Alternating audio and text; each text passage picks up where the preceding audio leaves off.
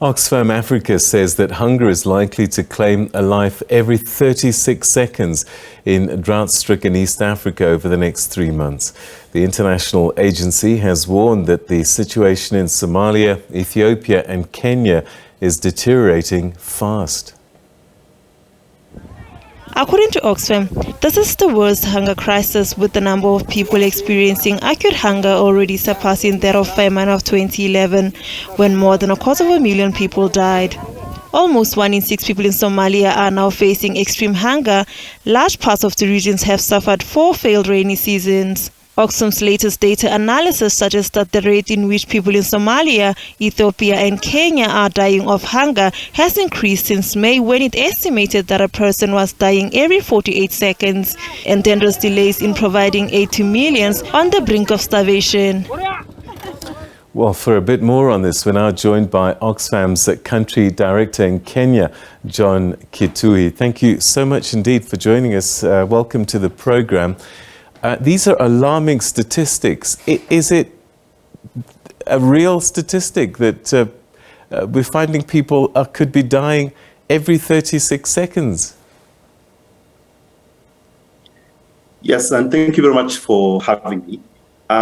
So the recent IPC classification, the IPC ratings show that about 31.4 million people are facing hunger in the 3 countries, Kenya, Somalia, and Ethiopia. For example, in Kenya only is about 4.1 million, but it's across the regions at 1.4 million. This has gone up from 28 million just last month as well. And based on these statistics, it's estimated that 1 person is actually dying every 36 seconds from hunger. About 6 million children are malnourished across the region. So yes, it's true statistics, and the report has provided the methodology with how that was arrived. And a lot of this is due to climate change. Yes, on the large part, it's climate change. So you would actually see the climate change as the underlying factor that has brought the Horn of Africa to the brink of this food catastrophe that we are seeing. So there are shocks that, of course, we are seeing. So there was initially in 2019, 2020, COVID-19 that came, and the disruptions it had on the agricultural practices because of the public health measures that were put in place at the time. Then shortly thereafter, there was a locust invasion, the desert locust invasion that came through the Horn of Africa. Then recently we've seen the conflict in Ukraine as well, and the disruption of the global food systems, the high fuel prices as well that have led to high production costs and inflation on the continent. So all these are mere shocks, but underlying that is a very protracted climate change that's just now making it impossible for communities to grow food and keep animals the way they are used to. So we are seeing this is the worst drought that has been seen in 40 years. The fourth, as has already been reported, the 4th successive failed rainy season. We are going through a 5th season that it's estimated between October, November, and December, that's also likely to fail. So we are really seeing climate change as the underlying factor, and then all these shocks just make it very, very difficult for even resilient communities to be able to put food on the table. 1 in 6 people in Somalia facing food hunger. Why is food difficult to get to them? What's happening? So there are many factors. So most of these countries have relied heavily on global food chains. So like many people are very surprised to hear that a lot of the grains, the staple foods that we eat in the Horn of Africa comes as far as Russia, as far as Ukraine as well. We've also relied on the other African countries on the continent to supply food shortages, but they're also facing, with the ongoing drought, they're also focusing on their own communities. So it's just the global food systems have not been very, very efficient in terms of just getting foods to these communities. Also in terms of in times of shocks like this one, when we see disaster like this severe drought, the international community has stepped up to help communities cope. So we look back in 2011, where we also had a very severe drought in the Horn of Africa, and Somalia was hugely impacted. And there was very good global response in terms of humanitarian response. The UN appeal was very well responded to, and that helped cushion communities from hunger, whether it was through cash transfers or where the markets were not there through food aid and through water aid, for example. In this drought of 2022, the global humanitarian response has not been very well. So we have, for example, 3 billion underfunded UN appeals for Somalia, Ethiopia, and Kenya, and South Sudan, for example. And partly is because the global north has really focused more on the Ukraine crisis, on supporting the people fleeing Ukraine. And we're not saying that's not an important crisis, but it should not be an either-or. I think for me, it's the global community can still respond to the Ukraine crisis and support the Ukrainians fleeing the invasion, but equally, I think the drought in the Horn of Africa also equally demands a good response. So partly, I think the response to the drought has not been very good, but also our food systems, being a globalized one, has not also been very good in the face of such shocks. So we're talking about hunger, but the reality is people are dying of starvation. And that's just one of the problems, because we still then have to look at nutrition, particularly amongst young children. This must be getting to critical levels as well. It's getting to critical levels. So as I mentioned, 6 million children already malnourished. I think if we do not have any immediate action, then we are going to see people die from starvation. And I think that's just unacceptable. It's unethical in this age and time. And also what Oxfam has said over and over again, the food crisis we see and the hunger that we see and the famine-like situations we see, it's not a production issue. There is plenty of food in the world for us to feed each of us, that no one amongst ourselves should really die from hunger. And I think that's kind of the message that should go to the world. Like in global solidarity, if we wanted to really act in time, not dangerously delay the response, we can be able to save children and women and men who are on the brink of starvation if we acted in solidarity. So I think the appeal for Oxfam is that the global community has to really wake up and prevent a catastrophe worsening than it already is, by providing immediate aid to communities who are affected. But even as we do that as well, the humanitarian system is not really the solution to this humanitarian crisis. The humanitarian system is there to help communities cope with the current shocks and the current situation, but we need to really transform the food system and look at more long-term solutions, especially those that support smallholder farmers at the local level, to be able to produce food so that we're not relying so heavily on the globalized food systems as well. So immediate action is needed to save lives. No one should really die from hunger in this age and time.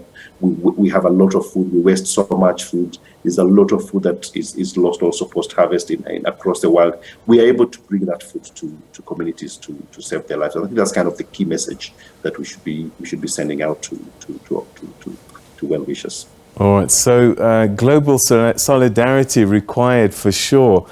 I suppose also that there are internal issues that complicate things. Peace and security, a challenge in countries like Somalia and even parts of Sudan. Absolutely. So one of the key drivers of food insecurity is wars and crises. And yes, we can blame the war in Ukraine to disrupting the grains value chains. But yes, we have also local crises as well, whether it's in South Sudan, whether it's in Ethiopia as well, whether it's in Somalia. And we've known that where there is no peace, where there is conflicts, communities cannot settle, communities cannot even till their land, communities cannot invest into agriculture. So there is a very huge focus currently on trying to make sure that we really build peace, and the peace dividend, part of it is the food security. Otherwise, without peace, then it will be impossible even for smallholder farmers to grow the food that they require, even for governments to really respond when such crises come, because then most of their resources are channeled on war, as opposed to making sure that the social protection systems work to safeguard those who are left behind, or those who fall through the cracks when the shocks strike. What are the authorities saying about their ability to manage this hunger crisis?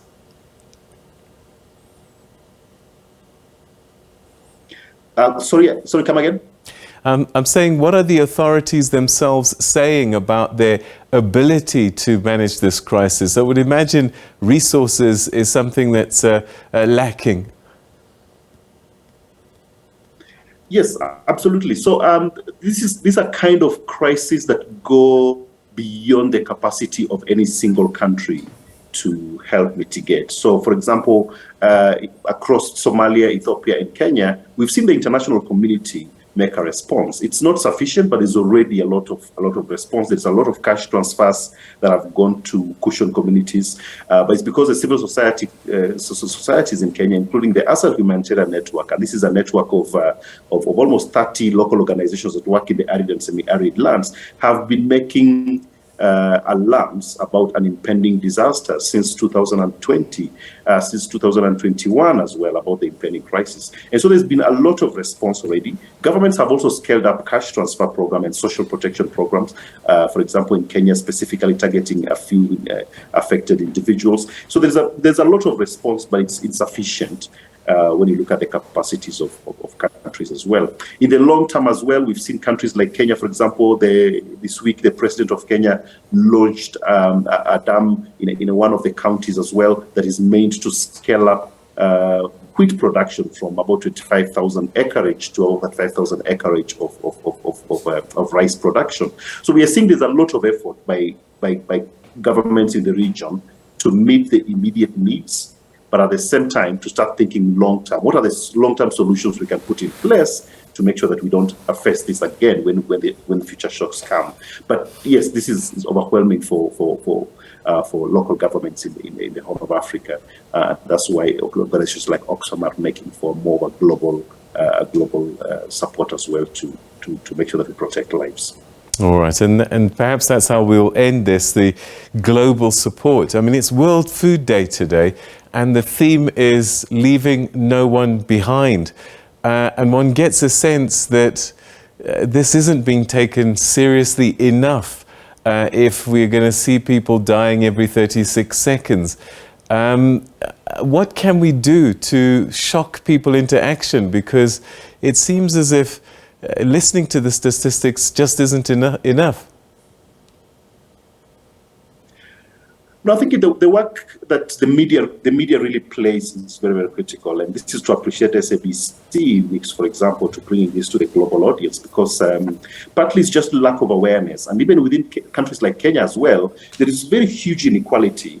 Like people living in cities like Nairobi or in the food basket of this country have no conception at all of what other people in the country are going through, and therefore they're just sensitizing the communities, bringing these things to the public domain helps sensitize communities on what's going on in the world as well.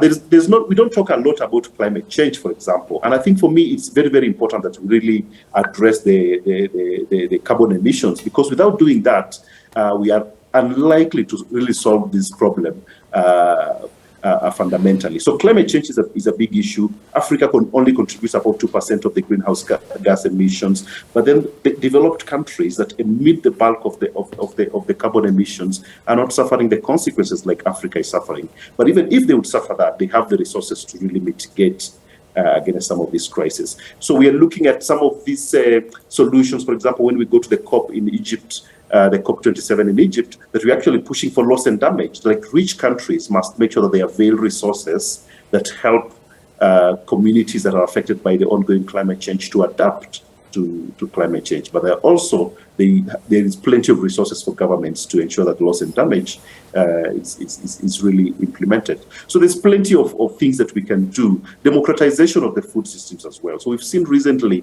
a lot of very monopolistic tendencies, for example, criminalizing traditional seed sharing. Yet we know in Africa, a lot of the smallholder farmers have relied on traditional seed sharing. Kenya has passed a law on Seed and Plant Varieties Act, which criminalizes seed sharing, for example.